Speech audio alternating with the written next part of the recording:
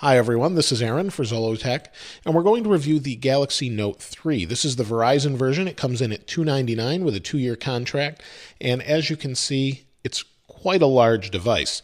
Let's first talk about the design of the device, or the phone, and you can see next to it is the Note 2. The Note 2 is a little more rounded. They've kind of squared it off a little bit or changed the angle of the corners. They've made the screen a little bit larger. They've removed the Verizon name from the button and shrunk it a little bit. But on the sides, we have a little bit different pattern now.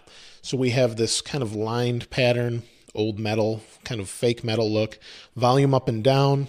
On the top here, we have our 3.5 millimeter headphone jack. We have a little microphone, an IR port. On the bottom, we have a speaker, a USB 3.0 port, another microphone, our S Pen in the bottom here. Let's talk about the specs of the device. It has some incredibly impressive specs. We have a 5.7-inch 1080p 386 pixel per inch display.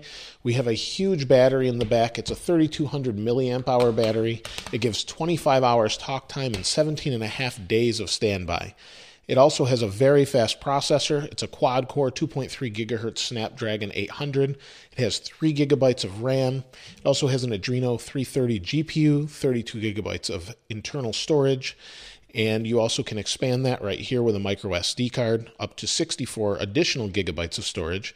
And then on the back, we have a 13 megapixel camera with flash that records 4K video, although that doesn't really help you see it on the display as the display is 1080p. On the front, we have a 2 megapixel camera, and that's for your different Skype calls or whatever you're using.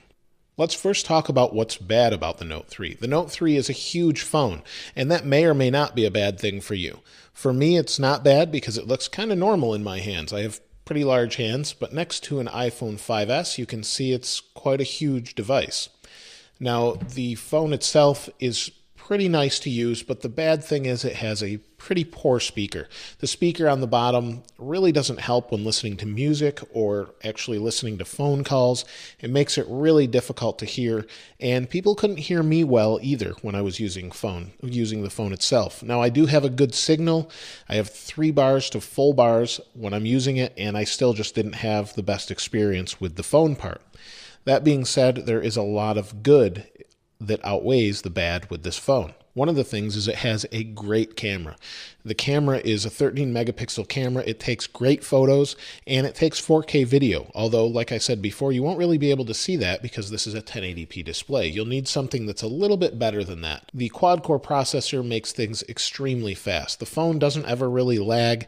It's hiccuped once. I've had some Samsung applications crash, but overall it's just really, really fast. If I go to Zollotech here, you'll see I have pretty good speed here. You can see my site loaded. It's plenty fast. It works well. Scrolling occasionally hiccups, but that's more Android than the phone itself. One of the best things about this phone is its incredible battery life. I used it the other day. I tried to really test the battery. The screen was on for 4.5 hours total, and the phone was on for 2 days and 10 hours total before needing to recharge. That was when it reached 1% battery life. So you can really go quite a long time using the phone regularly, whether you're using it on standby or not. You can see here I've been on for 2 days, 2 hours, 27 minutes, and the screen has actually not been on that long, only 41 minutes, but the standby probably is a good 25 days or so, or 20 days like they say. So you really don't have to worry too much about your battery life with this. There's so many new features with the Note 3, it's a little ridiculous. In fact, you're going to be finding new features for days and days. With the S Pen, you can hover over the top here and it picks up the pen, you click, and it brings up the Air Command window that gives you different options. If we tap on the pen window, we can highlight what we want to see and it will bring up the apps that are within that general area. It's really pretty crazy, and you can select different things on websites. If I go to Zollotech here, you'll see what we can do with it. So you can see here is my website. If I scroll down here, I can bring up the Air Command.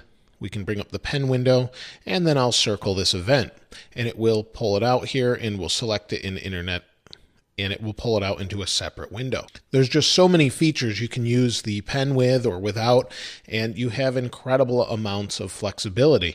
And that's really what TouchWiz is all about. This one is running 4.3 or Android 4.3, and there's just so many features, it's ridiculous. There's a huge feature list. You can play multiple different applications at once. We can bring out Hangouts. We can bring in Hangouts. Maybe we want to bring in email. We can bring in email separately. It's unbelievable the amount of things you can do with this device. To give you an idea of how many features there really are, if we go into mode, we have all of these different features, but we also have a golf mode. There's not probably any other device out there that has a specific golf mode, so this just is basically everything you can imagine in a phone. One thing I forgot to mention is they included USB 3.0. So this is the connection. You can charge it with a regular micro USB, but it's actually much faster with USB 3 as far as the data transfer speeds go. It's really nice that they've included this, and it's just another bonus to add to this incredibly feature-packed device. There's just way too much to cover, but basically, if I have to put it wrapped up in a nutshell, this is a fantastic device. If you like the design of the phone and it's not too big, you're not really going to be disappointed with this device. I don't think you're going to regret getting it. Now, if you're coming from an iPhone, that's going to be quite a switch. The only disappointments might be in what I've mentioned already, and that it's not running stock Android. But if it was running stock Android, you wouldn't have all the features that are included with this device. So let me know what you think about it in the comments below. If you haven't subscribed already, please subscribe. As always, thanks for watching. This is Aaron. I'll see you next time.